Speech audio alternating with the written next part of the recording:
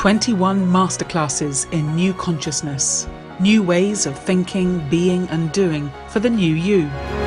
Pioneering thinkers from countries right around the world.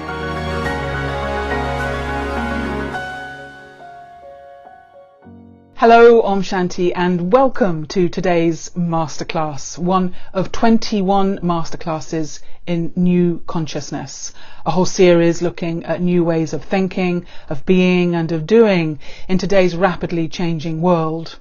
Now, of course, all of us are doing our best to try and observe all the current regulations that are there for our physical safety, to keep us safe. But are we equally attentive to the spiritual laws that operate to help us feel calm and protected and safe from within?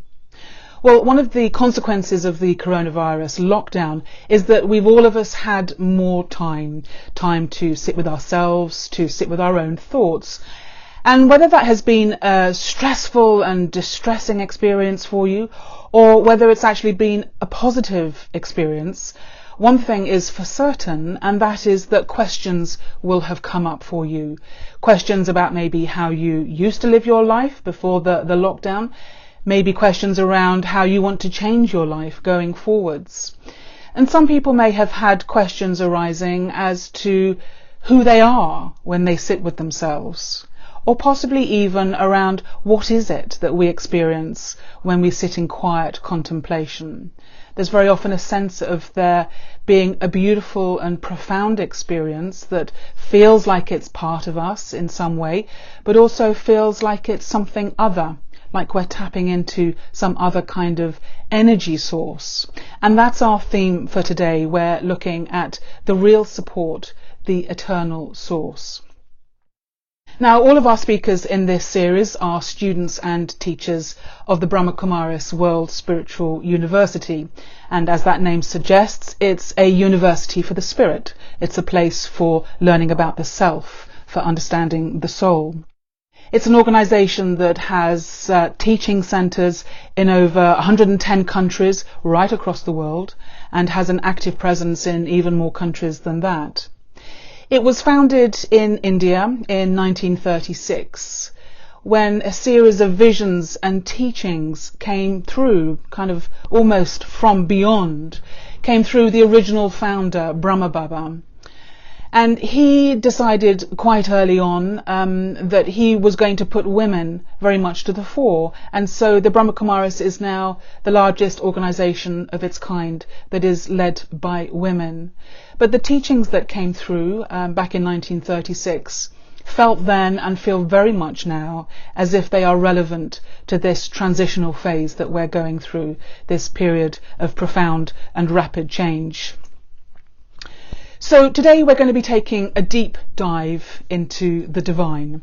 And of course it was inevitable at some point in this series of masterclasses that we would be turning to this subject.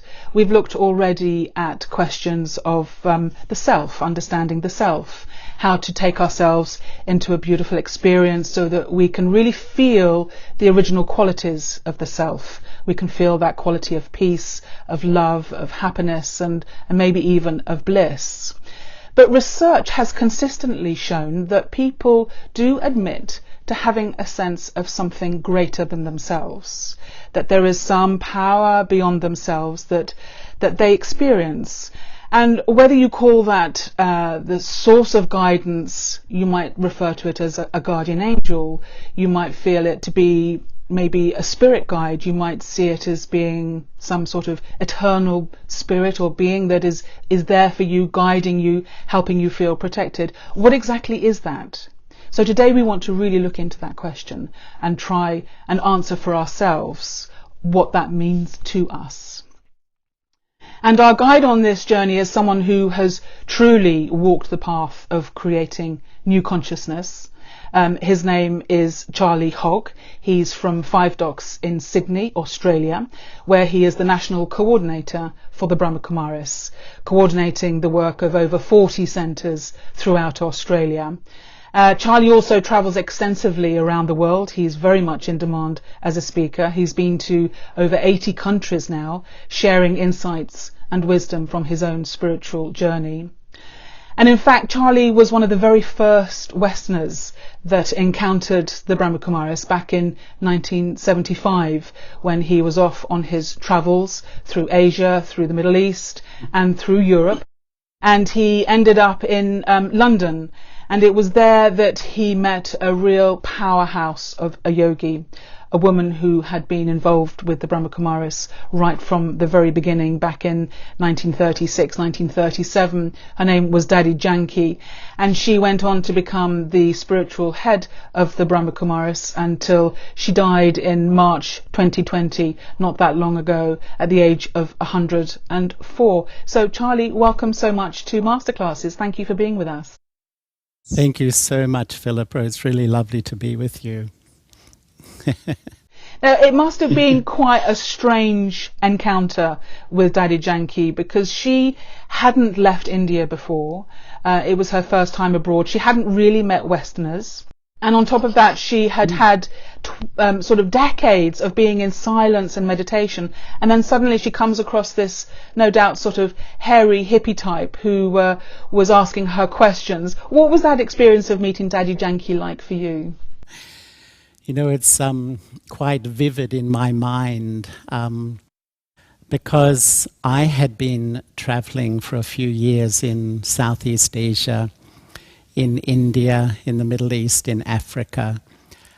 And you know, I was on a search like so many of us. And I realized after a while it really was my inner journey, my inner search. And I lived with Buddhists and Hindus and yogis and Muslims during Ramadan and Christians, I think all the major parts. And a big question came for me: how do you really experience, whether it's God or in meditation? And when I saw Daddy Janki, immediately I could see on her face that she was experiencing something. It just glowed through her eyes and her face. So that really touched me, and it was like a message to me: I want some of this myself. So had you really had quite an in-depth experience of other ways of looking at God and understanding God through your travels and through your explorations? You know, I grew up in Melbourne, and I would say my family wasn't a religious family at all. Though they sent me off to be confirmed when I was 12 years old. You know how families are. And when I did my confirmation classes, I remember my parents asking, "What have you learnt?" And I announced to the family, "I think I'm an atheist," because I found it at that very young age, obviously an immature mind, but the God at least I was presented with at that time, and maybe it was my perception, was a very authoritarian, judgmental, sort of punishing personality. And I couldn't really connect with it. But as I began to travel my journey across the world, living in religious communities, I began to say I'm an agnostic. I'm open, but I really just don't know, who is God. I was really open to learning about God. If you think, though, of the journey of most Westerners, and if you look at our history in Europe and many of our great nations, the whole quest for understanding God has been a massive source of conflict. People have lost their lives, thousands and thousands of lives, in this pursuit of this understanding. So it's no wonder, in a way, that we have this reticence when we come to this whole subject of trying to understand God, because somewhere in our psyche it doesn't feel safe to really explore or even openly discuss what we feel. Yes. It's probably the biggest question in history, really. And I remember once I was in Bombay, and a professor of religion told me that something like 75% of all wars were begun. They were religious wars. And, for me personally, in my own journey, actually, I really love the faiths, but for me to really connect with God, I had to separate religion from God. Because sometimes I used to feel that religions had been like the advertising agencies for God, you know. And the image which at least me and from my education where I was sitting, the image I received wasn't a very positive image. And so later on I realized when I became an atheist, it was really rejecting religion rather than rejecting God, I feel. And I feel so many of us in the Western world are a little bit like that. It's actually the institutions representing God that people have a little bit of difficulty with, and that's why we throw everything out together. And I think I was a bit like that. It is also really, when it comes to understanding the nature of the divine, there really is quite a smorgasbord on offer of different ways of understanding. If I just go through the different approaches, on the one hand, we've got the position of atheism, which is that there is no God. We then have the position of pantheism, which is that God is everywhere. God is around us, in all places. We then have panentheism, which is that God is in all matter. God is in every particle, is in every tree, every atom, and therefore God is in us as well.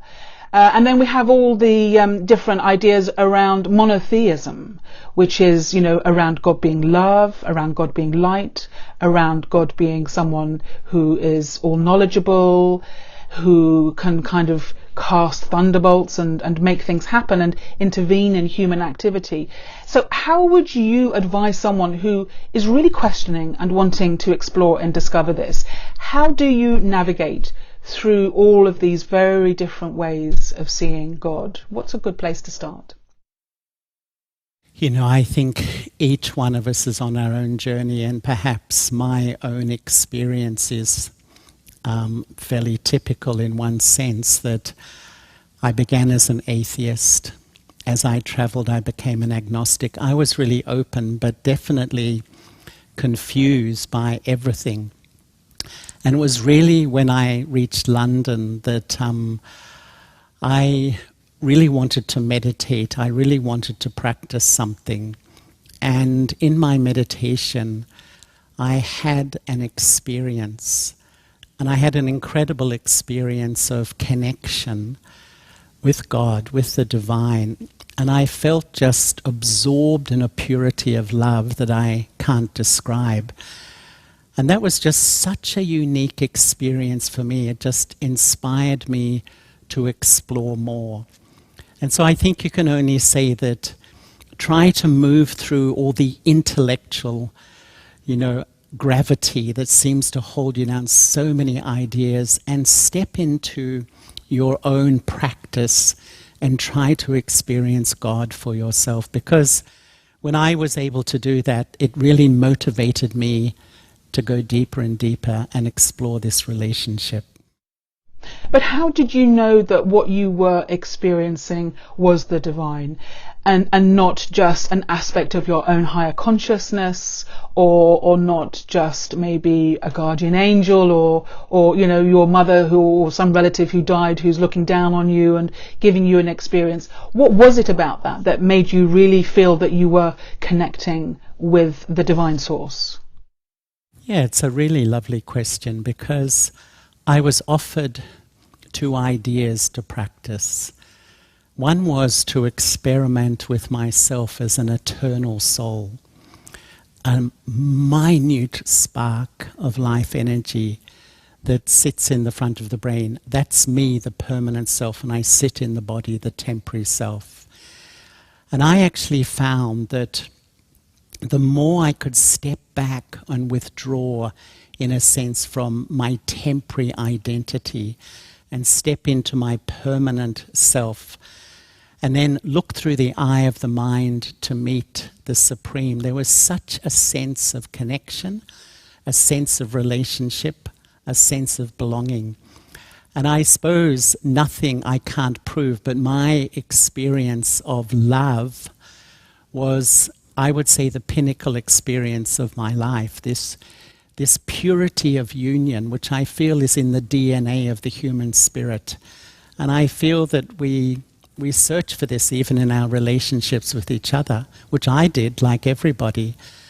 But I tasted a union, I tasted a connection, I tasted a relationship that was so profoundly life-changing for me that I've been on this journey ever since. And, you know, looking at myself now, I could have never imagined it, to be very honest, that I would really be, if I can say, in love with God, that God is my lover, and this is the experience that I enjoy virtually, you know, every morning of my life, every day of my life.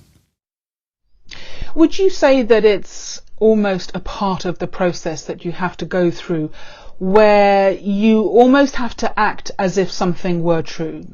You have to momentarily suspend your disbelief, possibly, and be prepared to enter into the possibility of there being something there. And even though it might feel foolish or you might feel silly, just try and see what happens if you reach out and either talk or pray or do whatever comes naturally to you, but have the intention of making some kind of connection and just see what comes from that. Yes, I think that's, you know, fairly true in a way.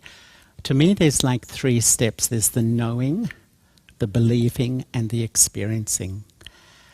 And actually, when I learnt this idea, was offered this idea that I'm the eternal soul, and quite a clear introduction of the self, it rang true. You know, when an intuitive truth just, it hits home. And even the idea that I'm a soul that's taken birth and rebirth, I've reaped the fruits of my actions, I know happiness and sorrow. But there is a soul out there that's beyond that game of happiness and sorrow. And in a sense, you can say meditation, or this relationship with God, is connecting with that soul. And often, I remember once someone in Europe told me, a psychologist, that they did an experiment about telepathy. And she and a friend, they kept little books in their pockets, and whenever they thought of each other, they wrote it down. They'd synchronize watches, and 70% were accurate. You know, our thoughts have an energy. Our thoughts are instant. And why I'm saying this is, it's not that I'm just believing in some sort of concept. There's an actual, real connection. But in saying that, you have to experiment, because the first step is to know, the second step is to believe, the next 998 steps are educating myself how to transform that knowing into a rich feeling inside, which is really like that relationship or that sense of connection and belonging, a real sense that, yes, I'm in union with God. You're talking about God or the divine, whatever word you're using, as a soul. And that for some people might be quite a strange concept, because whilst we're used to thinking of ourselves as a soul, that there is something that survives when we die and is reborn or whatever happens, to think of God as being a soul seems a little bit strange. How is God different from us in terms of being a soul? What are the things that make us different rather than being the same? You know, actually, that's what really resonated with me, because I don't know, all the concepts of God being everywhere or being beyond, I just found it hard to get my head around. But when I experienced myself as a permanent being, a being that's lived before and after this body, and when I sort of learned that I perform action and I carry my story in my subconscious, then I got a clear picture of me, but God is a soul too. That really I could relate to completely, because instantly there was some sort of commonality. And I think the most intrinsic thing to the human psyche is to want to belong, is to want to connect, is to want to have relationship. And so that relationship developed with God as a soul. And it just, that sense of affinity. And God doesn't take birth and rebirth like me. God remains eternally unblemished, clean and pure, is like a benchmark, shall we say. And that even though we go through our story of taking birth and rebirth and seem to accumulate the game of happiness and sorrow. God is beyond that. And the more I connect, in a sense, I begin to take my power back when I connect with God as a soul. It's like a union and absorption of my mind. So would you say God is a conscious thinking being that creates thoughts, that almost has some kind of divine personality? Absolutely. To me, God is, you can only love someone who's lovable. And if God is sort of a thing, an it, how can you really connect? How can you really relate? Because as I was saying, I think the human spirit relationship is so intrinsic to a quality life. And at the moment, our relationships are so challenging for a whole host of reasons. But this is a real living relationship which I'm having. It's something which I find is, absolutely real. So in some ways, I'm getting this sense as you're speaking of a bit like the role that the sun plays in our universe. The sun stays still and everything moves around the sun and is constantly changing. And in a way, from what you're saying, the divine God is the point that is unchanging, around which everything else is swirling. Absolutely. And that also, I suppose we're all on our own journey, but that felt incredibly comfortable to me. And that I found that when I lay the platform of my life in a connection, a relationship with that which always exists, no matter how much the world changes around me, I can keep my stability, especially at this time. And I found that when I attach my heart to anything or anyone temporary, then that fear of loss and change comes in. And in a way, spirituality is exploring, and it is a big change, but I've been exploring for many years a relationship with myself as an eternal soul, a relationship with God, who's the supreme soul. And no matter how much life changes, that is constant, that is eternally there. And I think it's like a platform that you can build a stable life on those two things as the whole world moves around me. I don't see it as my imagination. To me, it's a very real experience. Do you have any practical examples? Because you talked about experiencing this connection on a daily basis, every morning and throughout the day. But in what way is this dovetailing with your life as it's lived moment by moment, with all the ups and downs and challenges and upheavals? How do you use that experience, that relationship, to actually help you in your real lived life? Yes, and I think that's where it really works, because, up until recently, I would always, especially when I talked about this, say that I'm meditating, and meditation is to focus on God. But now I use the word remember.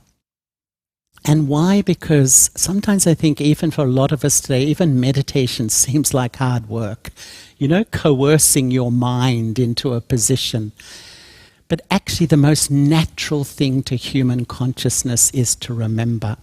And what I'm exploring is that when you remember God, this beautiful radiant light, and in that light is an unlimited ocean of love and peace and purity and truth.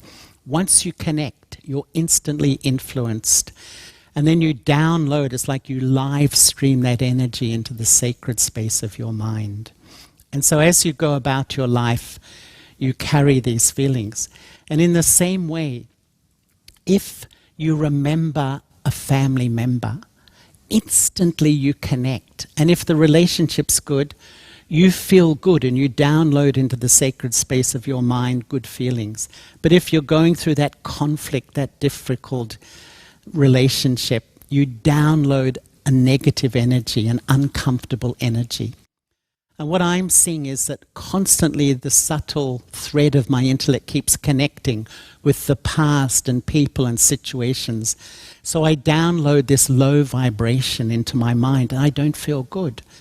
And what I'm exploring is to keep the subtle thread with the divine, like my lover, like my friend. And the more I do it, it's like I'm under that influence, even though I'm still dealing and managing the things around me in my life. And I often ask the question, if you're not feeling good, if you don't feel happy, if you're feeling insecure or anxious, there's one question to ask: what am I remembering? What am I plugging the subtle thread of my intellect into? And what I've learned here is the more I educate myself to plug into the divine, to God, and move about my life, I'm under that influence, and I can keep those lovely feelings in the sacred space of my mind, no matter what's happening around me. And that isn't a selfish thing, because as you know, the more you feel good, you spread a perfume into the atmosphere. You create a vibe around you. That's very interesting, because this analogy of tuning into someone who you know and feeling their energy, you're saying that the same can happen with the divine, that there is a vibration, an energy that is accessible and attainable. Because I think for a lot of people, especially those of us that have grown up in a Western tradition, we're used to that experience of the divine being mediated via a third party, whether it be a priest or a guru or a saint or a holy person. It's okay for them to have these experiences because they're holy, but it's not for the likes of me, just a mere mortal, to tap into that experience of God. And yet you're saying, actually, anybody can. Anybody can. And, you know, I remember once, Philippa, I was in a temple, and I just was observing, you know, that sort of human nature. We see an image of God, or, oh God, you're so great, and I'm so, you know, this sort of low, impure, weak. And it just dawned on me so deeply how I've inbuilt this incredible inferiority to God. How can I ever really have a relationship or feel close? And what I've learned, actually, it should be the opposite, that in almost all religions they say we're children of God. A child has a right. And so when I really have the self-respect to sit in front of God, it's my right to have this relationship. And this relationship has an extraordinary healing power. My own experience is that no matter how sort of weak and vulnerable and anxious you feel, when the connection connects, if I can say, and you start to come under that influence, it's like the healing, the life comes back into the self. The self-respect naturally grows. To me, you can go to the libraries, there's 1 million books on how to get my sense of self-value back. The most powerful way is to taste and feel the love of God, the soul's lover. And it's an amazing feeling. I don't have to be religious. I don't have to do all that stuff, actually. I just have a natural relationship of the soul with the parent soul. So this aspect of self-worth and self-respect and guilt and feeling that I've done bad things in my life, I'm not actually worthy, I'm not good enough, you know, all of this sense of you know, why would God be interested in me? I mean, look at me, I'm a mess. And yet you can get through that, and there is an experience on the other side, if you persist, that you can connect with. Absolutely. And you know, one of my biggest lessons has been, I had an experience in my early days of meditating or remembering where I began to see how I saw myself so clearly. It was so low. You know, that ingrained, critical, negative vision and all the stuff of the past. But I had an experience that God's vision was here. And in a way, my duty is to step into that vision, because that vision is actually the reality. My vision is of a temporary vision on myself. To me, the biggest obstacle in coming close to God is this ingrained negative, critical vision of lack of self-respect, where I can't see any value in myself at all. So that sense of inferiority doesn't enable me to experience that connection and feel that love. I don't feel worthy to be loved. And often I say to people, if you really want to explore this connection, wake up early in the morning and sit in silence and sit in front of God, that beautiful form of light, and just allow yourself to be loved. And what is wisdom? Wisdom is observing. Where do I block this love? I'm in front of perfect love. It's real. Where do I block it? And with wisdom, I observe where I block it. And if I remove those blocks, that love can do magic of self-transformation, absolute magic. For many people, I think possibly the baby's been thrown out with the bathwater when they look at the state of the world and they see the enormity of human suffering that's going on, of environmental catastrophe that is unfolding. And of course in Australia you've had all the forest fires that have been going on, all the death and destruction that came from that. And there is this question that comes up in people's minds of, how can there be a loving, protecting, guiding principle behind the universe when all of these things happen? I'm wondering what the balance is between the consequence of our own actions as individuals and whether God is actually allowing all of this suffering. How do you square that?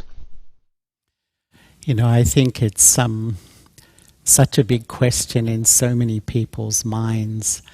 But, what I feel is that, when we look at what is happening around the world at the moment, I don't think it's God's, responsibility. It's not that God is really performing. These are the results of our actions.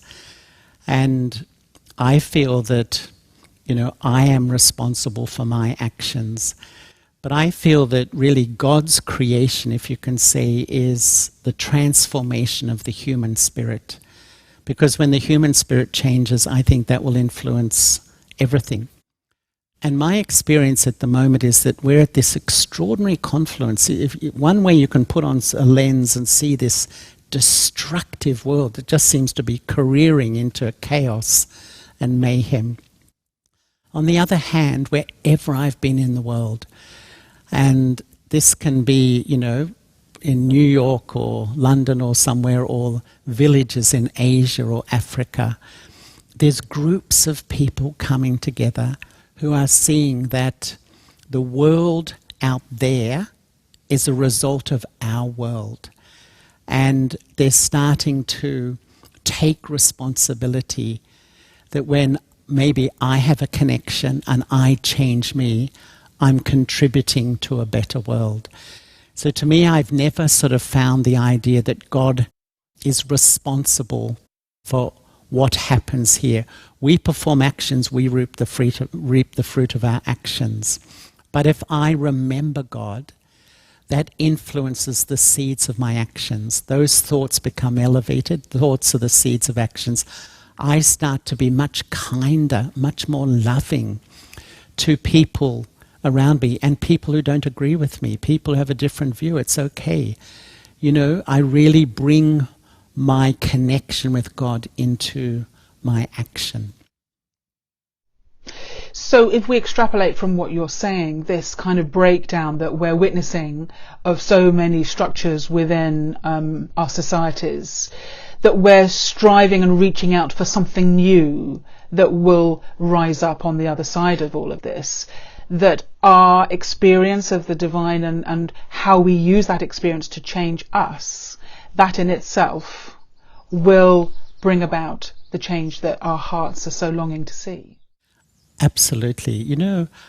I think, Philippa, that what we're seeing out there, that the really fastly changing and even many would feel degrading world, the seed of it is the relationship of 7.5 billion human souls with themselves.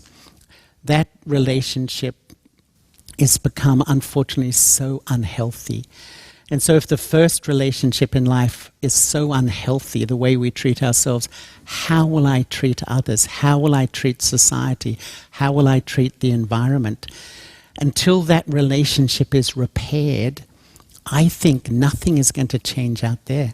And spirituality really says, yes, begin to sit in silence. Look at this relationship. Learn to be kind and gentle. Learn to experience who you are. And take power from this relationship with the divine to begin to change yourself and heal. Because I think when I respect myself, I can respect others. I can respect society. I can respect the environment. And to me, this is God's creation, to heal this first relationship in life. And I think so many people I meet really have come to that conclusion, that the mayhem out there is just a reflection of the mayhem inside the human mind, the collective human mind of 7.5 billion souls at the moment. Sometimes I call it the thought soup. You know, we live in this thought soup. Just imagine 7.5 billion souls pumping out thoughts. And I really feel for everybody, because the big question now, what's going to happen? So much anxiety. And we're absorbing this thought soup. We're all absorbing it, and it's just making us all feel so uneasy. And if I can actually step out of it and start to remember God, remember the divine, that's all I have to do. Remember this light and feel that connection and download, live stream that sweet energy into me. It's like my light bulb starts to come, and then I touch another and you touch another, and we start to touch each other, and light starts to come back. And I feel as much as we can see the world going in that direction, at the same time it seems a lot of light is emerging as well. You know, so many people, even in the last month, I found so many people really questioning and starting to explore more deeply what is happening inside of me, what do I need to do, and even open to the idea of a relationship with God. So I wonder if that is possibly a silver lining to this whole experience, that there is a correlation between feeling some pain, some discomfort, some suffering even, that we almost have to hit the bottom of the barrel and reach a place where we're desperate enough to look outside of ourselves and be open to reaching out to something.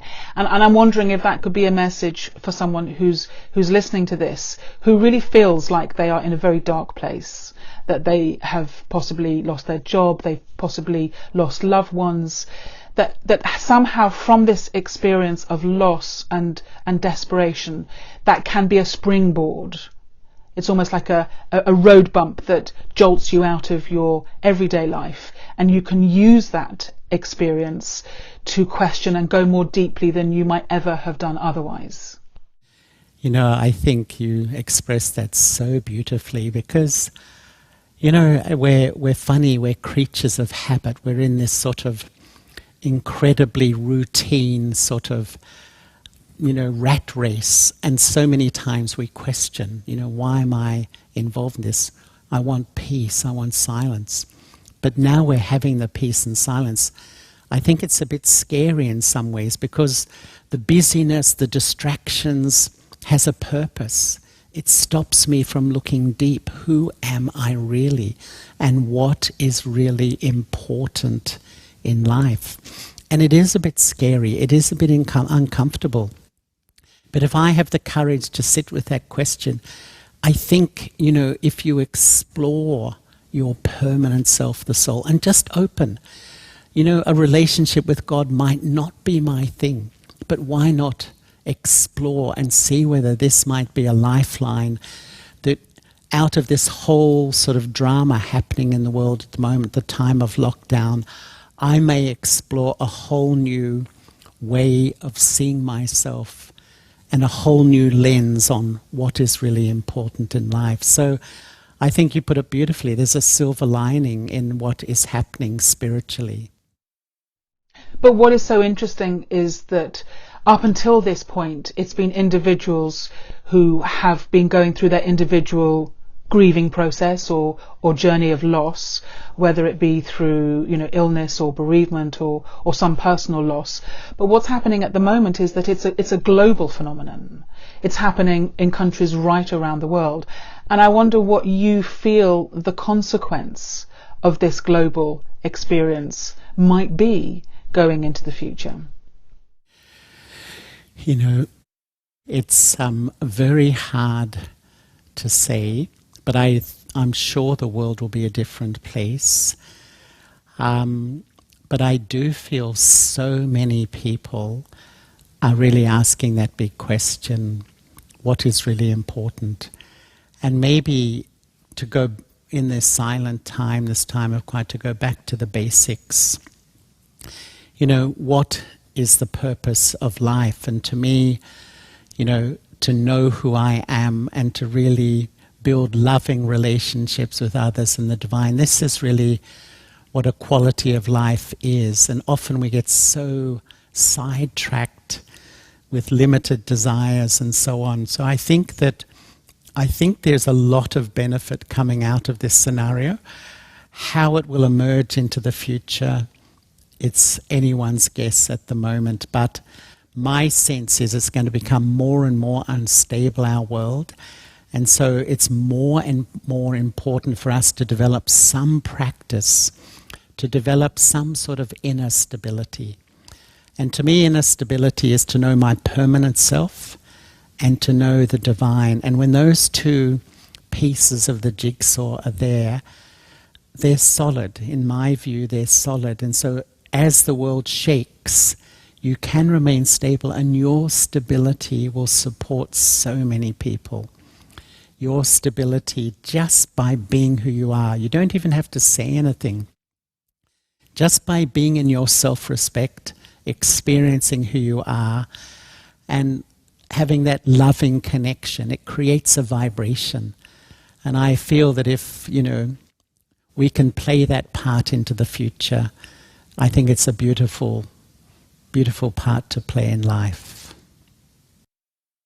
Well, that feels to me like the perfect point to just take a pause and actually go into an experience of what it is that you're talking about here, this idea of there being something in this world of change that is unchanging, that is eternal, that we can, in a sense, hang our hat on it and know that it will be there. So Charlie, if you could just lead us into a few moments of meditation just to round off our conversation for today, that would be really perfect. Thank you.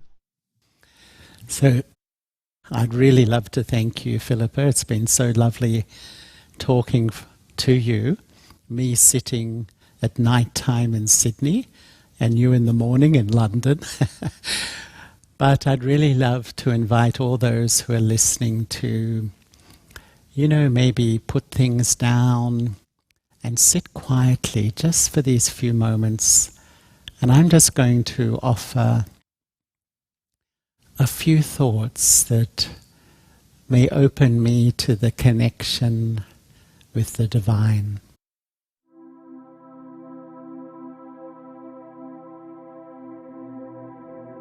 Let me sit quietly. And in this silence, visualize your permanent self, the soul, a tiny spark of life energy that sits in the front of the brain in the center of the forehead. Just very gently feel yourself withdrawing, stepping back from all the labels your body represents. your gender, your nationality, your profession, and just feel yourself sitting so lightly in the forehead, beyond all the labels of your body. I, the peaceful soul. Just feel the speed of your mind cooling down, and this fragrance, this incredibly sweet fragrance of a mind at rest, fills my inner world.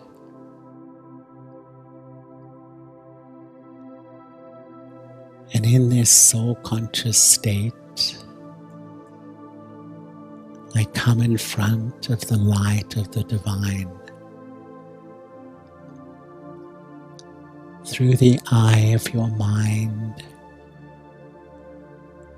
visualize a radiant jewel of light, the Supreme Soul. An unlimited source of peace, of love, of purity and power.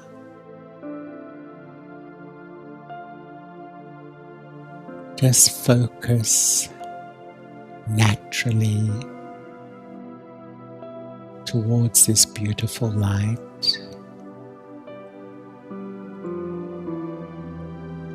And absorb your mind.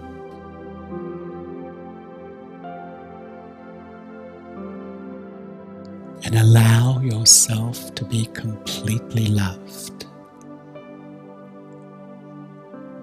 Just feel this divine love emanating, radiating. And feel it entering the core of your being.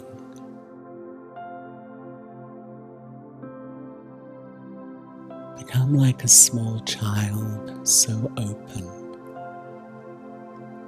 Feel this love healing me, caressing me.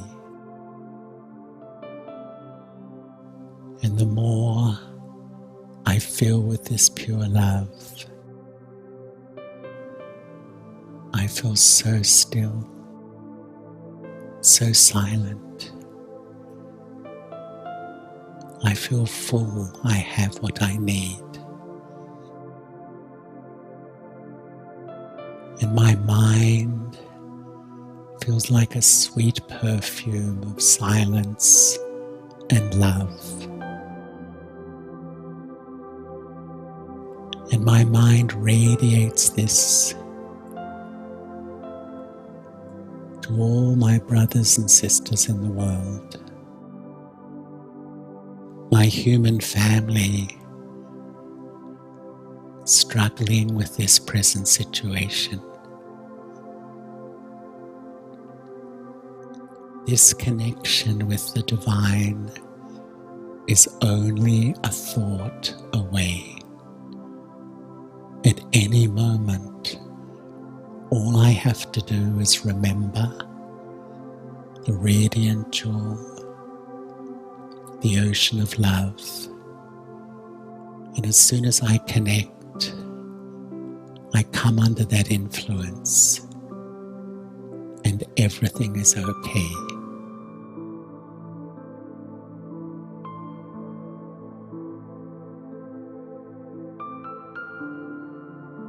If each morning I wake, I sit quietly, I reconnect with my true self, and then connect with the divine. Just watch how your life changes.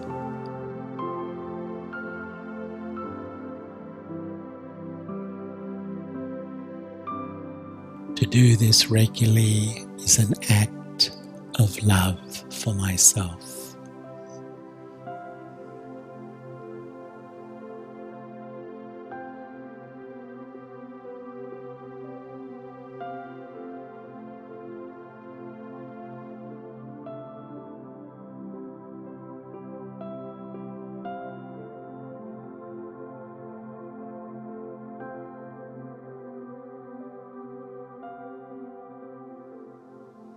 Thank you.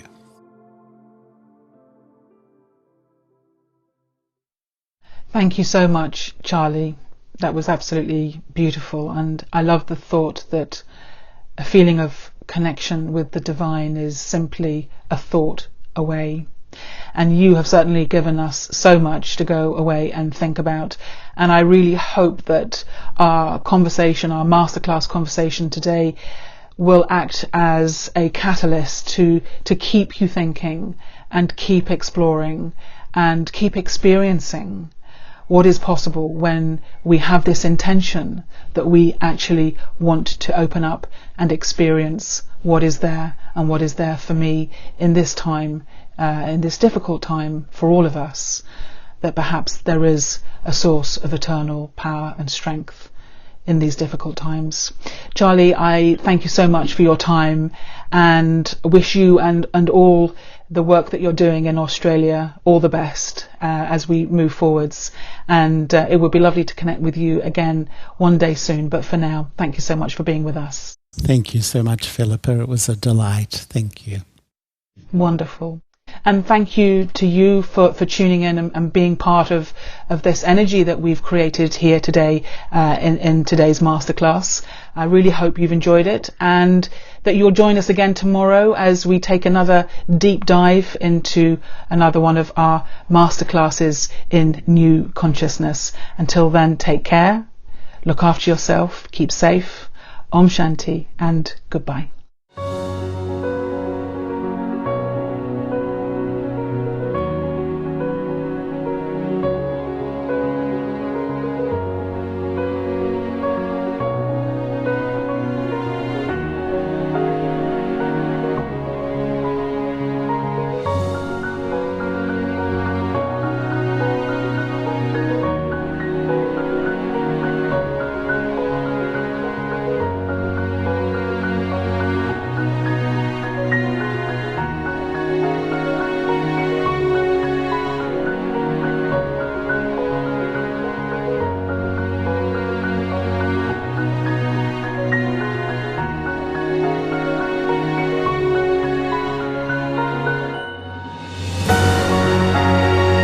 "21 Masterclasses in New Consciousness.